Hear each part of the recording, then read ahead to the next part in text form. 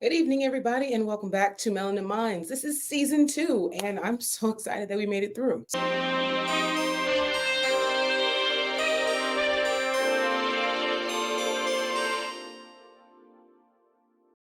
So, welcome to Melanated Minds, empowering Black women creatives in the comic book and manga space.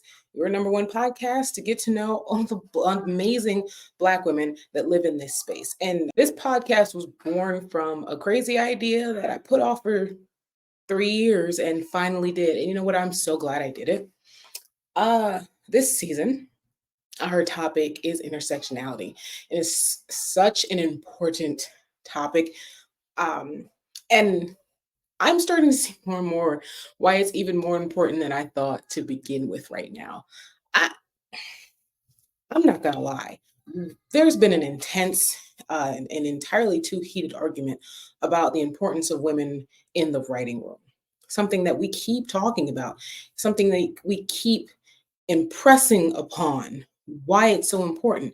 But no matter how much we pull on it, there are still people who think that the idea is just ridiculous. If you want women, especially Black women, characters in your shows, movies, comics, manga, and all these things, it's very important to have these women in the writing room. We have seen how shows and stories suffer and how the women characters of these shows and stories suffer when there is not a single woman in the writing room. And sure, there have been stories that have suffered with women in the writing room, but that's even just a whole different thing.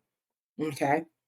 That's why, depending on the project, it's important to have multiple people in the writing room, in the casting room. Okay. But a lot more stories will suffer from the lack of an individual in the writing room. That is a part of the intersection in which you are trying to represent. When there are women in a story, there should be a woman in that room. When there are Black women in a story, there should be a Black woman in that room. When there are gay women in a story, there should be gay women in that room. When there are trans women in a story, there should be trans women in that room. And that doesn't always even have to mean physically. Because as a fellow comic book writer, I understand that it's not always possible to have these people literally physically in your space. But there's nothing a phone call can't help, an email, a video message. There are so many ways these days to work with other people without them having to be in your space that there's really no excuse. And at this point, it's starting to seem like it's not a lack of resources in a lot of cases, it's a lack of care. Some of you, and it shows by your responses and your ignorance, truly don't care about having that representation in the room. I know for one, as a Black woman, I write several Black woman characters in my comics and my books. I don't just write comics, I also write books. There will be a speculative fiction author on the show this season, amazing author, but she also happens to work for a comic book company. And we talk about the importance of having her write these stories that she's writing and what got her to start writing them.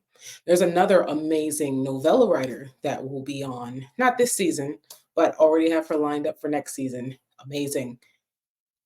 And she, on another interview, has talked about the importance of why she's doing what she's doing. I care about doing this. Yes, I just want to tell stories. Don't we all? Storytelling is important, but don't you want your story to be the most authentic story it can be?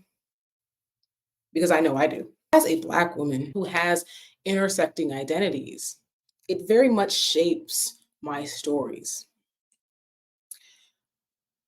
A lot of people don't know this, but I have several intersecting identities. And people don't think about the little things that make their identity. Uh, a large, plus size, Black, bisexual woman with mental health issues. That's a story in itself. And all these things have been put into different characters that I write or created or designed or help because I am able to see the world through a lens that a lot of people don't see it through. Whether that's hiding my sexuality or or embracing my sexuality or dealing with my mental health or being a Black woman or being a plus size woman. Like Black women, that puts me really down close to the bottom of the barrel with all those things. Straight passing is helping, but not always. So being a Black woman influences my creative process. It influences the themes that I put into my stories. It influences the topics that I put into my stories. Uh, when it comes to, of course, my baby, my story, and money, it influences a lot of things. This is a 17-year-old girl battling with her mental health. It's not at surface level, but she's battling with her sexuality. There are things she can't say out loud at home because she knows what will happen. It's how you shape a story. It's based on experiences, true experiences that you've had. So that's a huge influence. Another character that I write that a lot of people might be familiar with, Shamika the Grey. She deals with a lot being a Black woman in, a more professional space. And it's not to say I've ever worked as a scientist. I've talked to a couple, heard from a couple, I've read articles about a couple. And you know what? Because I care enough to actually do the in-depth research. When people say that they don't need certain people in the room because they can look it up for themselves, you don't care enough to do the in-depth research that comes with that. Because if you did, looking up for yourself would include getting those people, finding those people.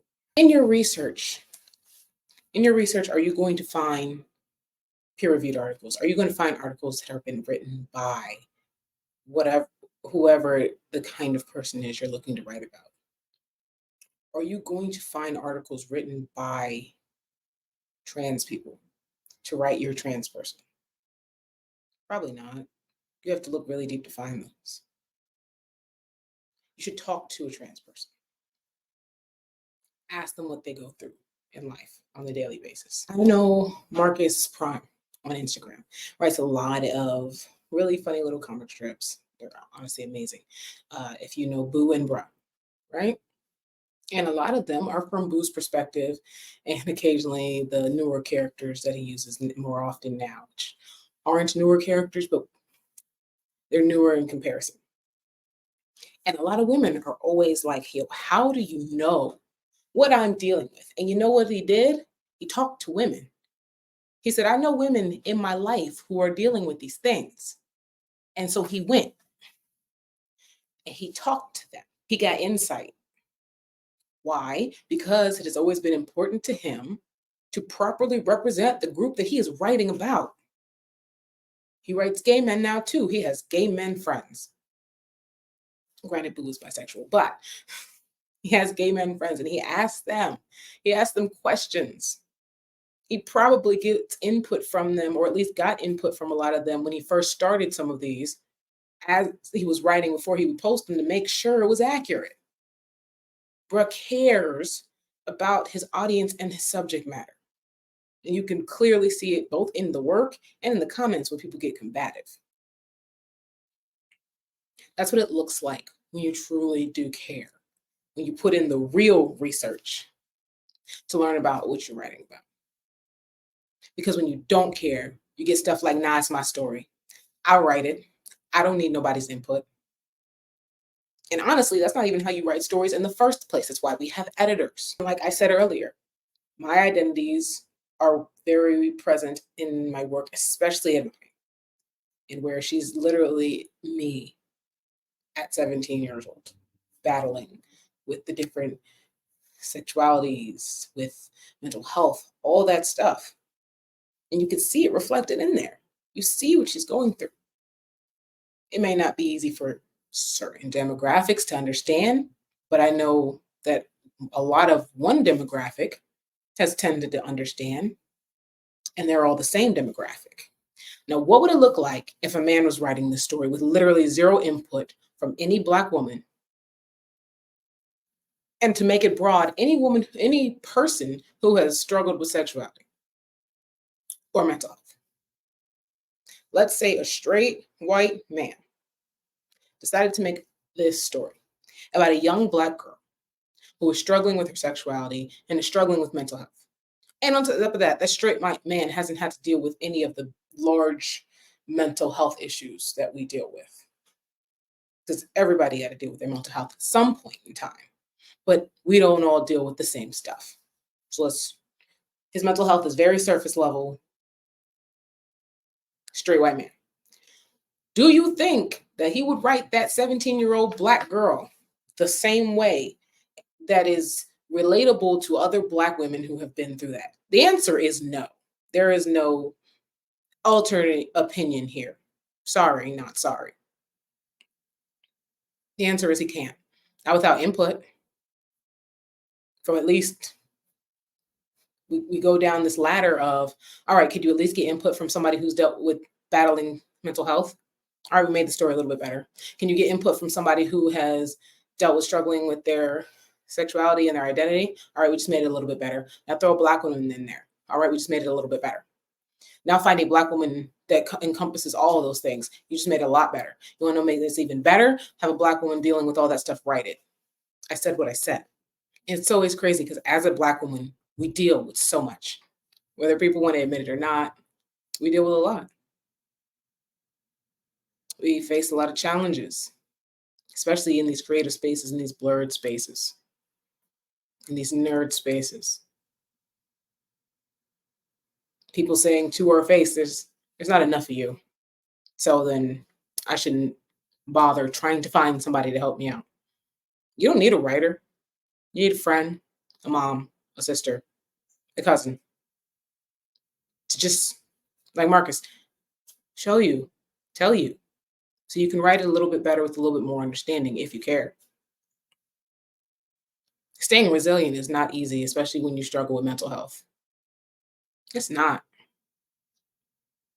The barriers, the biases that are put in place, they suck you dry. They drain you mentally and emotionally a lot of the time. And it's not always easy to get over them. But we do. We do. We have our ways. We enjoy our work.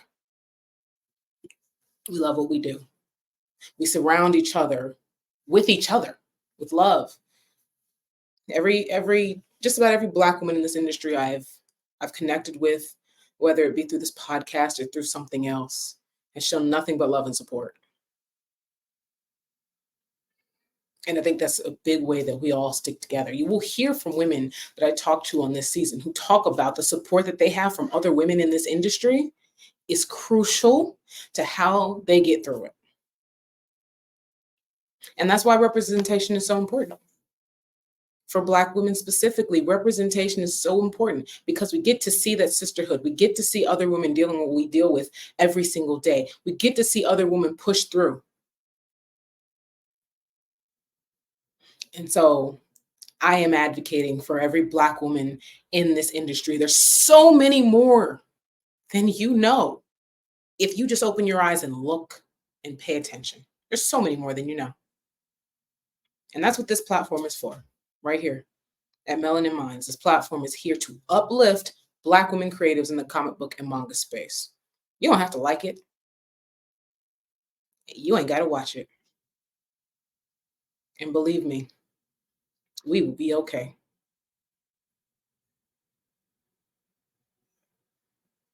The future is full of indie. The future is indie. And Black women are most likely going to spearhead it, whether you can tell or not. You will see us in these spaces, whether you want to or not.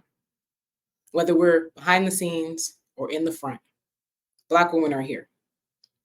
And we're writing amazing things. We are making amazing things. We are creating amazing things. And we're all doing amazing. So, Black women, my advice to you right now in these uncertain times, stay safe. Disconnect yourself from situations where you don't feel safe. Keep writing, keep creating. And like I always say, a small spark can create a big flame. And I'm going to insert a piece from the first season for the Creative Challenge right here to go out on, because it's the same as it was season 1. And I want some people to really jump in here and do this creative challenge this season. It's my fault for it not happening last season the way it could have, and not as big as it could have, because I didn't promote it as much. This season is going to be different. Insert here. Creative challenge. Every season, we will have a creative challenge. I will let you know what that challenge is at the beginning of the season. In episode 1, it's just me and you, one-on-one, no third party.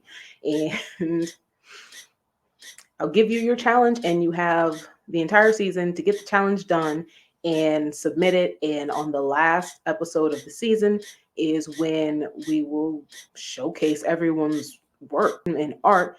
The creative challenge is for you to create something that pushes or inspires social change. Okay, so create a piece of art. And when I say art, I don't just mean a picture. You don't have to draw. It can be a portrait, photography, portrait. It can be a visual art medium. It can be a poem. It can be a skit. It can be a mini comic. Whatever it is, I'm encouraging you to create something, because the whole point of this is also to amplify creatives. So I'm encouraging you to create something, share it with us, and on the last episode of the season, we'll share a few of these art pieces that are submitted. Remember that small flame, and remember the big spark that it can create. Thank you for watching Melanin Minds, uplifting Black women creatives in the comic book and manga space. And get ready for an amazing season.